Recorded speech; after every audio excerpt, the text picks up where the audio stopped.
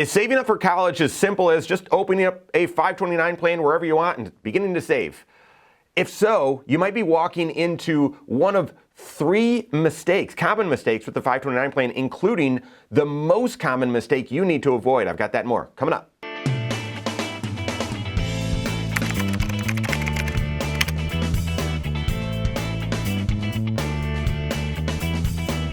My name is Mike Bernard. I'm the host of the Wise Money Show. I'm also one of the certified financial planners right here at Korhorn Financial Group. Make sure you hit that subscribe button, turn on notifications, and smash that thumbs up button. Saving up and helping your kids or your grandkids with college expenses is one of the common big financial goals that many people share. Not everyone, but many people have that desire. And when I say that desire, that doesn't mean that you're going to pay for all of it. Maybe it's I'm going to pay for part of it, I'm going to pay for half of it, I'm going to pay for up to a certain amount, but this is a fairly common goal. And recently did a 1-hour talk show, and it airs every Saturday morning right here on this channel, also on podcast, also on a couple local radio stations, but it's a talk show, so it's kind of long and we get, on tangents and all that. But we did a show about planning for college, what that planning process is, but then also why that goal is uniquely difficult and challenging to save up for, different than retirement or some of the other most common goals. Well, like I said, I get it. The talk show can be long and it's really not for everyone, but a listener, a viewer, left a comment saying, this video could have been 10 minutes. All you need to do is open up a 529 plan at your brokerage account and start saving. And I took that personally. I'm just kidding.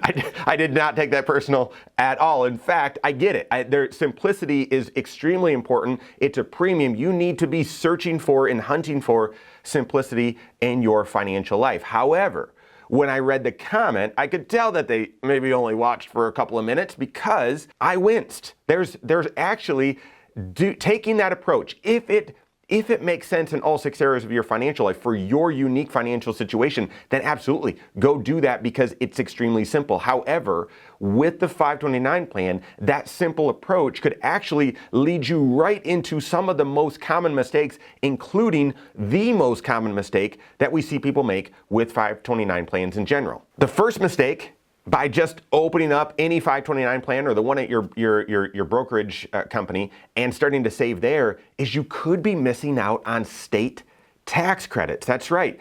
Every state has a 529 plan or a couple of them, okay? And many states, not all, many states offer a tax incentive for saving into that state's plan or your state's plan. Here in Indiana, that's where we're headquartered, that's where I live. We're near the border of Michigan. Turns out both Indiana and Michigan have a state tax benefit by saving into their state's plan. Now, you have to be a resident of that. Basically, you have to pay tax in that state in order to get the benefit. You couldn't live in Florida and contribute to Indiana's plan and get a benefit unless you paid Indiana taxes. But we see this mistake all the time, that folks that live in Indiana that have never done planning, they come in and say, hey, we need some help and we're looking, and they're saving into a 529 plan at Fidelity or at their brokerage company, and it's not their state's plan. They're not getting any tax benefit for doing so when all they needed to do was use the proper state's plan. And in case you think, well, those tax benefits are probably frivolous, right? Indiana, it's a 20% tax credit on the first $7,500 that you contribute to a 529 plan.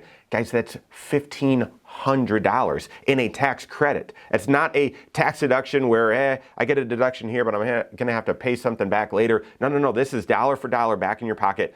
$1,500 of Indiana state tax reduction. Michigan, it is a deduction, okay, on the first 10 grand that you contribute. So doing the math, that's close to a $500 or $425 tax benefit. So not as lucrative, but still, I want to be aware of that tax benefit and use the proper plan in order to get that tax benefit. So before you just rush out and say, well, I do want to save up for college, I'll just go simple and open up a convenient account. Take a look at your state's plan, see if your state offers a tax benefit, and ensure that you're using the proper 529 plan in order to get that tax benefit. The second common mistake with 529 plans, especially just going the simple route, opening it up wherever it's convenient, this is the most common mistake with 529 plans, and that is using one 529 plan for multiple students. one 529 plan for multiple students. Most people don't realize this, and you might say, well, the 529 plan is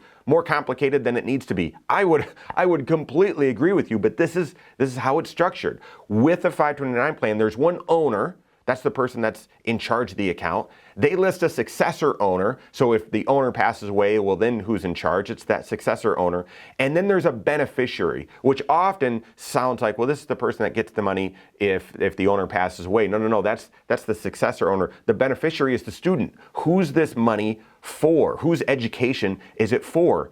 And you can only list one. It's just one beneficiary. You can't list multiple. And my goodness, wouldn't it be great if you could just list each of the kids? I've got 3 kids, and it would be great to just have it simple and just have one. While you're saving up, this common mistake, the most common mistake, is really diffused. You don't even realize it's a mistake or it's an issue. It's when you start withdrawing dollars. If you have multiple kids in school at the same time or never update that student, you could make an enormous mistake, end up having your withdrawals be taxable and penalized. When making withdrawals from a 529 plan, the growth is not taxable or penalized if it's withdrawn for a qualified educational expense. And there's a lot of those. Tuition, room and board, fees, even computers, those sorts of things. There's a lot of those. But it's those qualifying expenses for the beneficiary listed on that 529 plan.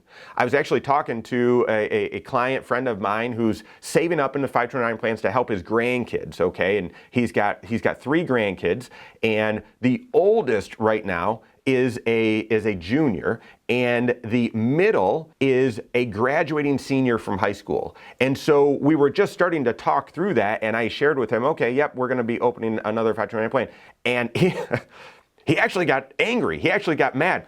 No, you told me this is a 529 plan for college, and we talked that we were got all these kids, and I said, yes, I understand, but I know I also said that, and I taught those 3 parties again and said, we'll need to open a 529 plan for each of the grandkids, and we can transfer money from one 529 to another. That's no problem, but when you can't withdraw, or you shouldn't withdraw, it's taxable and penalizing to draw money out of one child's 529 plan to pay for qualifying educational expenses for another. If you're just going the simple route of just opening up a 529 plan at your brokerage company and that's it, you're likely unaware of these nuances, and when it comes time to start withdrawing the money, you're not aware of this rule, and you walk straight into having those dollars taxable and penalized. And then the third risk, the third mistake with just the simple approach with the 529 plan is missing out on the new rule for optimizing your 529 plan to also be able to transfer and fund over